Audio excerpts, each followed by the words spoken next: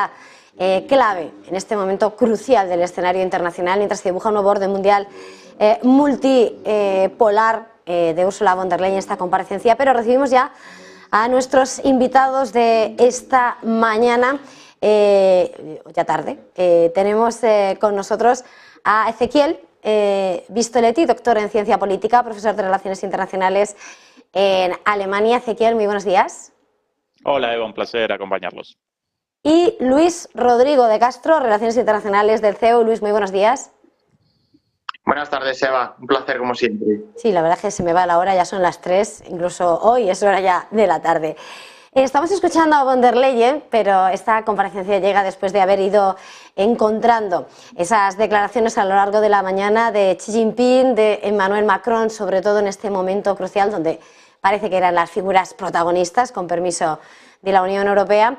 Antes de nada, quería preguntaros por esta última hora que nos ha hecho mirar esta comparecencia en directo de Ursula von der Leyen, en la que comenzaba con lo que de alguna manera es lo que busca Europa, más allá del juego internacional, las relaciones comerciales, las relaciones y la necesidad por ambas partes de mantener un equilibrio en esas relaciones comerciales. Destacaba la figura de exportación de cada uno de ellos en esas relaciones. Ezequiel, ¿qué puedes destacar de lo que ha sido esa misiva que lanza tras el encuentro con China en materia comercial? Efectivamente, China, el principal socio comercial de la Unión Europea, no el tercer socio comercial, sí el tercer destino de las exportaciones europeas, pero en la suma de exportaciones e importaciones, el principal, el primer socio comercial de Europa, presenta una balanza comercial muy favorable, muy superavitaria y en crecimiento. Si realizamos la comparación de el déficit comercial de Europa con China desde principios de siglo hasta ahora, presenciamos un aumento enorme, y en ese sentido el hecho de que Ursula von der Leyen haya establecido el foco en esto responde a los intereses europeos, aparece dentro de la lógica, y seguramente China responderá a esto con un esfuerzo como contrapartida, porque una balanza comercial muy desfavorable para Europa tampoco genera a mediano y a largo plazo beneficios para China. Y, Luis, ¿qué destacarías de ese mensaje igual? Pues bueno, yo simplemente destacaría efectivamente que China es el principal socio comercial de la Unión Europea, más allá de aquellas otras cuestiones con las que podemos tener algún punto de fricción. Pero sí que yo quiero insistir en lo que ha dicho la presidenta de la Comisión, Ursula von der Leyen. También es necesario clarificar el papel de las empresas europeas en China, no solo de las chinas en Europa, es decir, ofrecer un level playing field para las empresas europeas que pueden verse hasta cierto punto desfavorecidas en el mercado chino, porque el mercado chino, recordemos que tiene empresas estatales, cosa que a lo mejor en el continente no sucede, pero bueno, sí que es verdad, como decía mi compañero, que China es un socio capital para las relaciones comerciales en la Unión Europea. Más allá de aquellas cuestiones relativas a la guerra de Ucrania, el viaje de Ursula von der Leyen acompañando al presidente Macron hay que insertarlo en este tipo de relaciones comerciales en las que Europa está buscando reforzar los vínculos con el país asiático, pero como decía, también clarificar el rol de las empresas europeas en su acceso al mercado chino, que en algunos puntos se ve en una posición desventajosa respecto al acceso que las empresas chinas tienen al mercado interior, al mercado europeo. Y en ese contexto, más allá de lo que está siendo esas relaciones comerciales, el gran tema de esta mañana gira en torno a ese rol que juega ya China. Estamos analizando cómo de alguna manera China está reclamando ya en el terreno político y en el terreno de la diplomacia el lugar que ya de alguna manera ocupa en el lado económico, ese posicionamiento que la propia Unión Europea busca como llave para buscar avanzar. Decía Macron, devolver la cordura a Vladimir Putin para avanzar en esa solución del conflicto, mirando ese posicionamiento Xi diciendo que no es su guerra, que cuando le piden que no envíen armas letales a Rusia para esa invasión. ¿Cuál es esa petición? ¿Hasta qué punto va a elevar la posición de Xi Jinping y cómo asegurar ese papel. Ezequiel.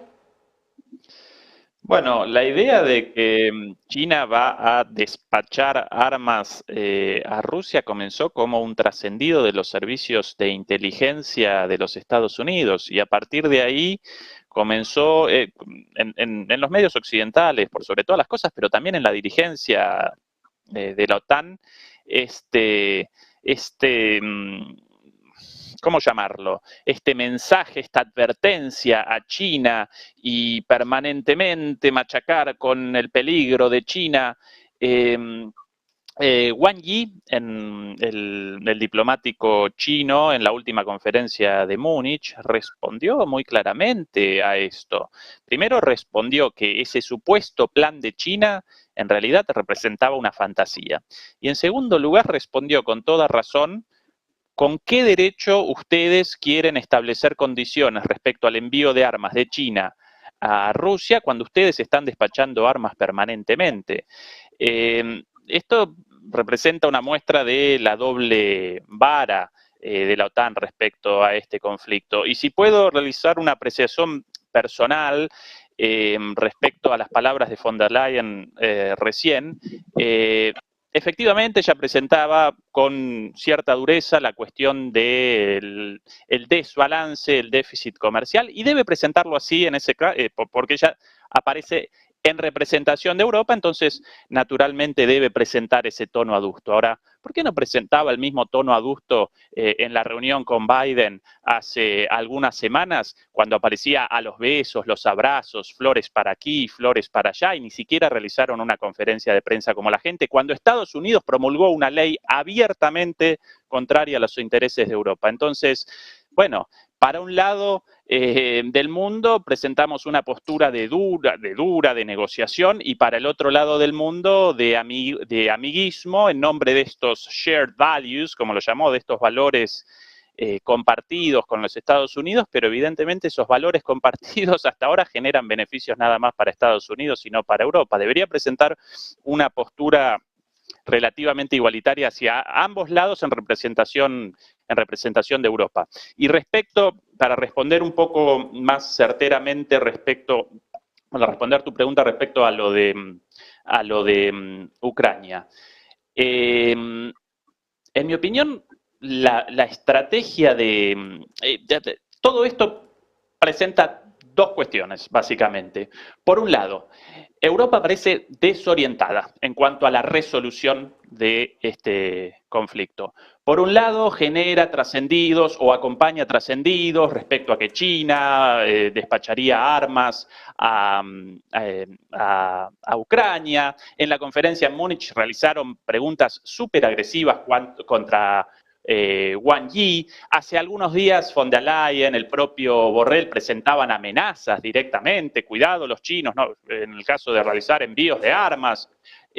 Por un lado, esa agresividad, acompañando la agresividad creciente de Estados Unidos respecto a China, pero por otro lado, cada tanto recuerdan la importancia de China y entonces realizan una visita relámpago como Scholz hace algunos meses o como la de Pedro Sánchez hace poquito, o ahora Macron, de alguna manera solicitando, por favor, señores chinos, ayúdennos a abandonar esta encerrona en la cual aparecemos porque solo ustedes aparecen acá o pueden presentar acá una salida a esto, porque nosotros no la podemos presentar, porque aparecemos como parte del conflicto, Estados Unidos naturalmente tampoco, y bueno, Rusia carece de interés en este momento en una salida negociada cuando está realizando avances militares, y Ucrania sencillamente responde a los intereses de Estados Unidos. Entonces, por un lado esto, el pedido desesperado de por favor un plan de paz, y por el otro lado las bravuconadas. Entonces esto responde a una desorientación total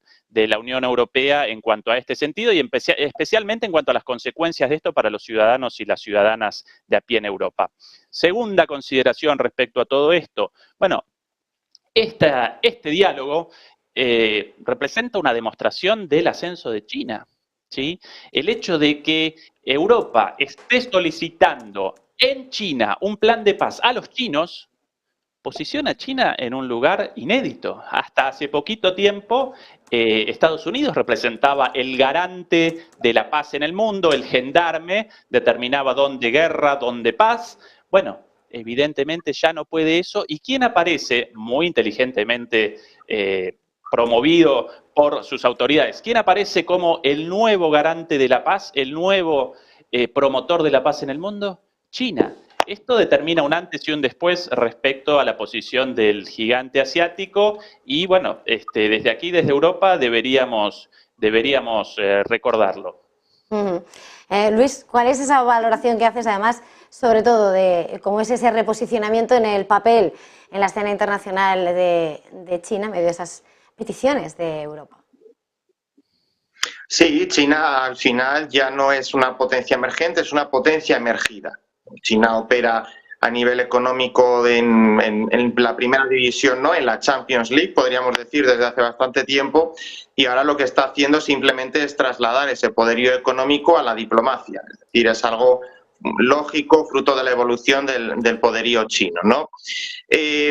Respecto a la provisión de armamento, bueno, yo no, a día de hoy yo no tengo pruebas de que China haya suministrado armamento a Rusia, con lo cual tampoco tengo por qué dudar de que haya sido de otra manera. Es decir, yo creo que aquí China no se va a jugar su prestigio internacional, el prestigio que quiere tener y que puede tener fruto del conflicto, yo creo que no se lo va a juzgar, que no se lo va a jugar por estas migajas. Es decir, yo creo que China no acabará suministrando armamento a Rusia ni de manera indirecta ni de manera directa, precisamente por eso, por no comprometer ese nuevo rol que quiere jugar y que está llamada a jugar como gran potencia de tú a tú en un mundo completamente multipolar en el que además de Rusia, China y Estados Unidos, desde una perspectiva u otra tenemos que considerar a algún otro actor, si hablamos desde el punto de vista demográfico, o también tenemos que considerar a India y algún país emergente todavía, ¿no?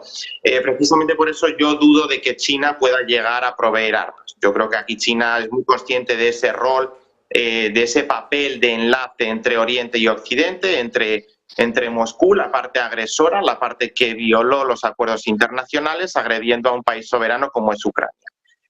Por otra parte, también, bueno, China no ha condenado no ha condenado como lo ha hecho Occidente en términos tan rotundos, con lo cual preserva las relaciones con Moscú. Yo creo que aquí Europa es consciente de esa ventaja que ofrece Pekín, que no ofrece la Unión Europea, porque la Unión Europea desde el primer momento, tal y como hizo Estados Unidos, bueno, pues se puso del lado de la parte agredida en base al derecho internacional, ¿no? Yo creo que esto los europeos, las instituciones, la Comisión lo tienen muy claro, quién es la parte agresora y quién es la parte agredida, pero precisamente por eso tenemos también claro que China puede jugar un papel de primer orden. Yo creo que también es bueno que China lo juegue, precisamente por eso que decía, que no ha cortado lazos con Oriente ni con Occidente, mantiene una posición de neutralidad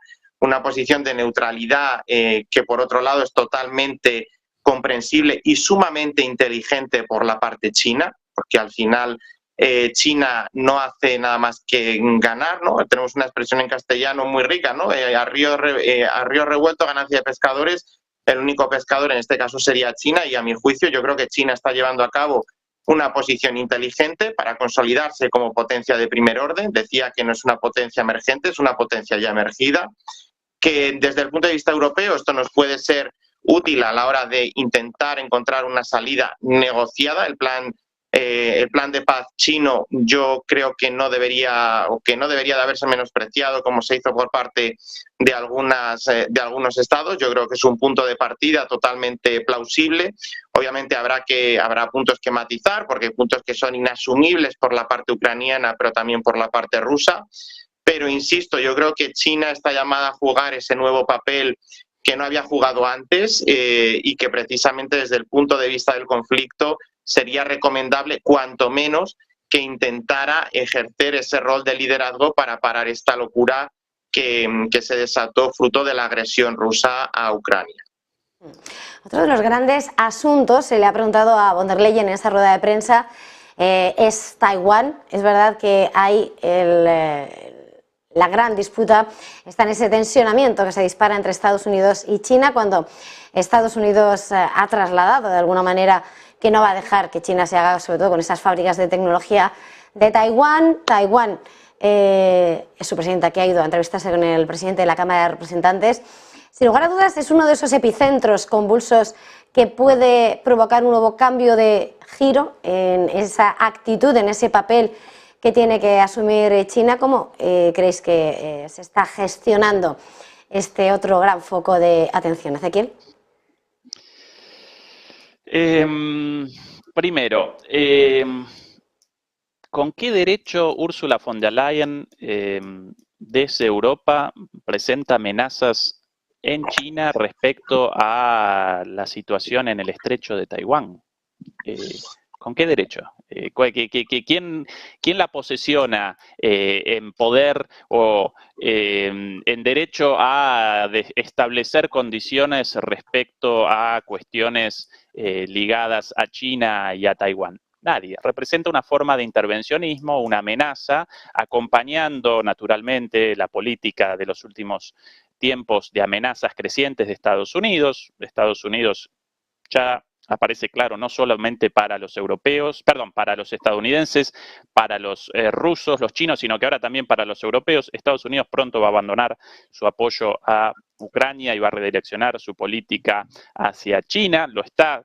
Ya está materializando este giro de manera cada vez más agresiva y por eso comienza con las provocaciones y con las amenazas. Y bueno, el hecho de que Ursula von der Leyen haya establecido el foco en esta declaración en Taiwán representa una forma de amenaza, de provocación respecto a una cuestión ateniente a China y no a la Unión Europea. Esto está acompañado también, por ejemplo, ya que aparecemos entre alemanes, Ursula von der Leyen alemana, también, bueno, a las declaraciones de hace 2 días del ministro de Defensa de Alemania respecto a que ya Alemania había comenzado la planificación del envío de buques de guerra hacia el Indo-Pacífico para aparecer presente en esa cuestión. Y en realidad, además de este intervencionismo y estas bravuconadas verdaderamente inaceptables, además, China en ningún momento comenzó una política distinta a la asumida por China respecto a Taiwán en los últimos tiempos, sin que antes hubiera aparecido una provocación o de Taiwán o de Estados Unidos o compartida. Los vuelos alrededor de cazas chinos, alrededor de Taiwán, comenzaron después de la provocación de Nancy Pelosi, quien realizó una visita completamente fuera de lugar, caracterizada por los mismos analistas políticos estadounidenses como una abierta provocación. En este momento, la presidenta de Taiwán está realizando actividades oficiales en Estados Unidos, en una escala en su viaje hacia América Central. Entonces, ¿quién está generando la situación de tensión? Porque una vez más, a partir de trascendidos de la inteligencia estadounidense, China parecería al borde de una invasión a Taiwán. China sencillamente respondió a las provocaciones, respondió bastante con la cabeza bastante fría, por suerte, hasta ahora, pero las provocaciones no las está generando China. Otra provocación de la semana pasada, la visita de la ministra de Educación alemana a Taiwán también, después de una última visita en 1997, si no recuerdo mal, también de un político del Partido Neoliberal, del FDP, a Taiwán. Otra abierta provocación sin ningún sentido. Claro, una provocación en 1997, una visita de un ministro alemán en ese entonces a China, no generaba ningún problema porque China representaba un país emergente, como recién lo caracterizaba correctamente Rodrigo. Hoy sí genera cortocircuitos. Entonces, esto, sencillamente, Europa está acompañando este redireccionamiento de las hostilidades hacia China. una vez más, sin ningún beneficio, absolutamente ningún beneficio para los europeos y las europeas de a pie. Ya aparece el gas cortado, la energía buena y barata proveniente de Rusia, ya aparece la recesión, la inflación, la desindustrialización en Europa como consecuencia de haber acompañado la política de expansión de la OTAN hacia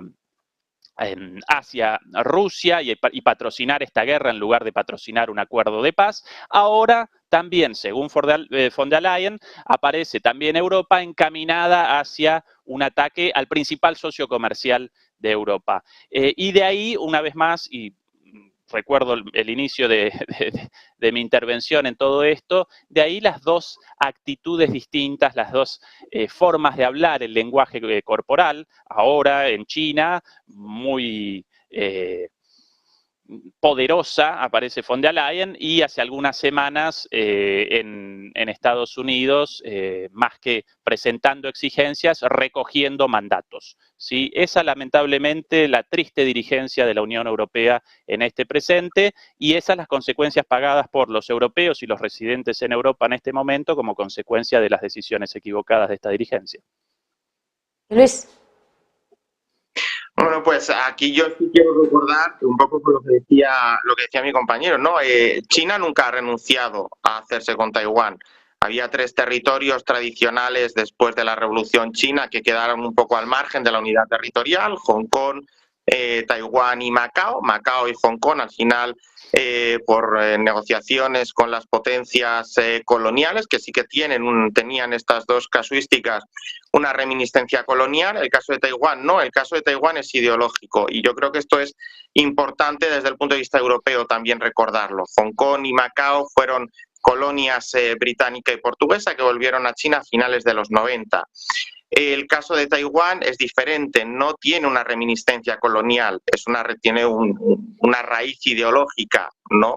Es donde se exiliaron, o donde se refugiaron, mejor dicho, los nacionalistas chinos anticomunistas. Y aquí yo creo que es donde encontramos la clave que la Unión Europea, o la clave gracias a la cual la Unión Europea se identifica con Taiwán, ¿no? Y es lo que aparece en el artículo 2 del Tratado de la Unión Europea, esos valores que nosotros como europeos defendemos, que nosotros como europeos tenemos en nuestro ADN, según la base del tratado. Y es aquí donde la Unión Europea, al final, la presidenta de la Comisión tiene, porque es el rol que le asignan los tratados de la Unión, ¿no? Es la guardiana de los tratados y es la labor que tiene que desempeñar. Yo, como ciudadano de la Unión, no esperaría otra cosa de la presidenta del gobierno comunitario, ¿no? Por eso yo creo que aquí es donde hay que entender y hay que insertar ese buen feeling que se tiene con Estados Unidos, porque al final ella tiene que defender lo que dicen los tratados, y lo que dice el artículo 2 del tratado es que nuestros valores son estos, y al que no le guste, bueno, pues totalmente respetable, pero hay que andar en ese camino desde la parte europea. Yo creo que es aquí donde Europa trata de hacer valer, ¿no?, esta identificación con Taiwán. Yo creo que una cosa no excluye que podamos tener una buena sintonía también con China. Yo creo que no es incompatible una buena relación con Taiwán con una buena relación con China. Obviamente a los chinos esto no les gusta, ni les va a gustar, porque al final ellos tienen como margen la unidad territorial, y insisto que aquí el tercer reducto territorial que quedaría pendiente de poner bajo la unidad China sería Taiwán, y los chinos no han renunciado, lo decía mi compañero antes, no han renunciado ni renunciarán. Dicho esto, la parte europea se basa en esto que yo comentaba de los valores, y es aquí donde yo creo que es importante insertar la relación con Taiwán. A partir de aquí, con China tenemos muchos intereses, también lo ha dicho la presidenta de la Comisión Europea, es decir, tenemos el objetivo, por ejemplo, de la neutralidad de emisiones de carbono, nosotros para 2050, ellos para 2060, tenemos intereses comerciales, tenemos intereses económicos, la población china, por ejemplo, en nuestro país es importante que sigamos profundizando, y aquí yo también quiero hacer mención a la visita de Pedro Sánchez. También hay ese elemento cultural, ese elemento de posicionamiento estratégico como país desde el caso español, no solo para nuestras empresas, también desde el punto de vista cultural se ha abierto esa oficina del Instituto Cervantes, es decir, hay muchos intereses compartidos que podemos jugar con China. Yo creo que el partido está abierto, pero eso no significa en ningún caso que tengamos que renunciar a seguir defendiendo nuestros valores en cualquier parte del mundo, y eso, pues en esa zona geográfica, es lo que incluye a Taiwán. Pues muchísimas gracias por estar esta mañana, esta tarde, con nosotros aquí en Negocios Televisión, analizando esta situación trepidante del escenario internacional.